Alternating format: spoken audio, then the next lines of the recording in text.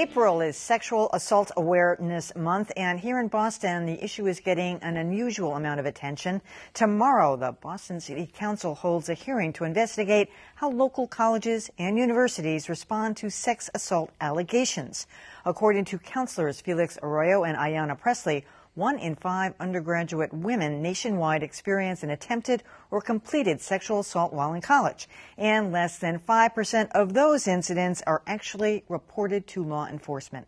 Meanwhile, thanks to a complaint filed by Boston attorney Wendy Murphy, the Department of Education is investigating Harvard Law School for allegedly violating federal guidelines on how sex assault claims should be handled. And with me now are Boston City Councilor Felix Arroyo and attorney Wendy Murphy. Welcome to both of you. Good to be here. Well, Felix, you had said that it's unfathomable that college campus sex assaults are treated so differently from anywhere else in common life. But isn't that the way academia is set up? I mean, they deal with everything differently. Maybe they do deal with everything differently. There are certain things they shouldn't deal with differently, like crime, in particular sexual assault. You know, a story that comes to mind is one that came in the Boston Globe February 27th of a sophomore mass art who reported a sexual assault on her. The college found that she was right, found that there was indeed a sexual assault, and the punishment for the young man was academic probation. Had that happened across the street in the public park for mass art, he'd be looking at criminal charges. And this young woman wanted it to go to the extent as possible, and she spoke about having to go to school with him still in school. Well, why couldn't she go to the police with that? You know, a lot of it is when we talk to different groups, colleges don't necessarily tell these young people what all their options are. When you get to college, you're told, come to the campus police when you have an issue. And that's where you go. And if the campus police don't let you know all of your rights, where do you go? If there's not a counselor there to tell you what your rights are and what help you can get, where would you go? You know, you believe the college has your best interests at heart. I think most students and most parents who send their kids to school believe the colleges are looking out for the safety of those children. When you have filed this complaint with the Department of Education over Title IX abuses, and Harvard is one of the universities that you claim, how does that relate to sexual assault? Well, that's a really important question that goes in part also as an answer to the question you asked Felix. Title IX is a federal law that forbids gender discrimination in colleges and universities. The most severe expression of gender discrimination is sexual assault. Most people don't know that. We think of Title IX as a sports. Equity rule, right? Yeah. The girls should have equal distribution of basketballs. So part of the problem in terms of students knowing their rights is that when they go to the college officials to say, what should I do? I've been raped. Very few schools say, you have rights under Title IX, you have rights under federal law. This is a civil rights matter, not just a criminal matter, not just an assault on campus and a campus disciplinary problem. It is a civil rights issue. If more students understood that connection, they could look up Title IX and say, wow, I have a right to a prompt and equitable hearing on campus. And that means they have to do it quickly and they have to treat me fairly. And generally speaking, it means they have to discipline the offending student in a way that is responsible, and usually probation is woefully inadequate. But because students don't know their rights, as far as they can tell, the student who did it by getting probation got exactly what the law requires. They just have no way of knowing otherwise. And you point out a lot of these schools procrastinate, and by then summer comes along or one of the kids has graduated and the whole thing gets dropped. Well, what would you do to change all of this? The hearing tomorrow is to try to bring awareness to the idea, and it's working. People are talking about it more than they have in the past. What I would like to do is create a system where colleges tell these students exactly what Wendy was speaking about, what all of your rights are. One of them continues to be going to the local law enforcement and reporting the crime yourself. But most of these colleges don't share that information with students, we have found.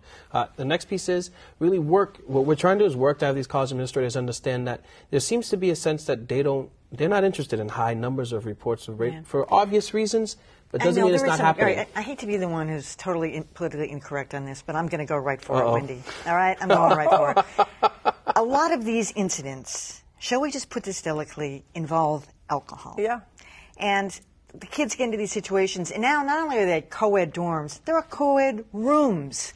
I mean, stuff happens. And, yeah, I mean, don't give me this lecture about no is no and all that. I mean, people get involved in situations and they regret it. Now, one is more aggressive than the other. The guys are often stronger and they can bully the one. But, you know, I'm sure the colleges are in situations where they're going, I don't know what happened here. How am I going to sort this out? You bring the police into it. You could ruin this kid's life. Well, look, part of the problem is there is a lot of alcohol use, but the message is being sent that if you smoke pot or use alcohol, you're going to get in more trouble on campus than if you rape a woman, and that's part of the problem. We need to be sending the right message that just because a person is drunk not only doesn't excuse rape, it actually should deter you from taking advantage. I mean, we've learned from the but research. You're not rational. No, but the research tells us, the research is very clear that rape occurs more often when there's alcohol present because the perpetrator takes advantage and sees it as a tool. So you want to tell the students who are thinking of exploiting a drunk girl or exploiting the circumstances, don't. Just don't. Like, if you think a girl has any amount of alcohol in her, the better choice is to back off, to walk away. And bystanders have to help too. Just because two people are drunk. But you're assuming somebody can make a choice when they're drunk. But whether the kid over the weekend went up to the top of a building and looked down and fell off. But drunk people often make choices that are better than committing a crime, much less a serious crime like rape. So if two people are so drunk out of their minds that they don't know what they're doing, then it does fall on the community to do a better job. But first and foremost, we have to have the rules in place that make it clear to the students, if a girl is drunk and you touch her, you're going to jail potentially. We don't send that message on campus or in the real world. We need to be sending that message. One of the things Emily, though, on just the drinking piece, we have laws. Drunk people are expected to make the right decisions about getting behind the wheel and turning on a car. There's an expectation. They don't do that either. No, Look they at these don't.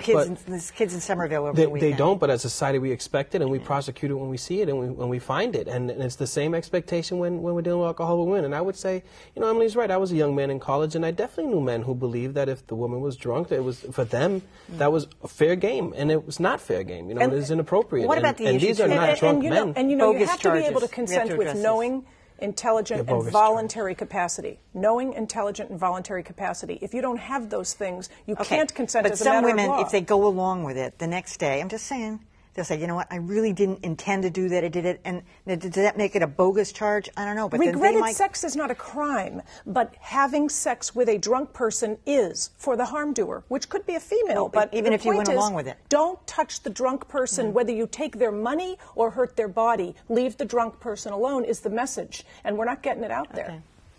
I'm just saying that, when two people are complicit in something and one has regret, regretted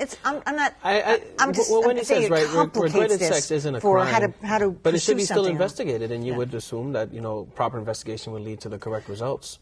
That actually is the more important point, which is that schools do what you said. They run out the clock. They just say, well, we'll deal with it later, and they, year or 2 or 3 goes by, and the student is saying, are you going to do anything about my rape report? Let's assume it's not a drunken case that you feel is too complicated. Schools still want to push it under the rug because they want to pretend like they don't have this stuff on their campus, and then the student graduates. Then they have no rights of redress whatsoever. At all. There's nothing they can do about it. School's running out the clock. Don't send me the emails. I'm just playing the Davis hat. But we have to hold schools accountable because they are mandated under federal law to treat. I already sent you one. Felix Arroyo, Wendy Murphy, thanks. All right, let me continue. She's been an advocate for women's rights, and now a new book shares her stories.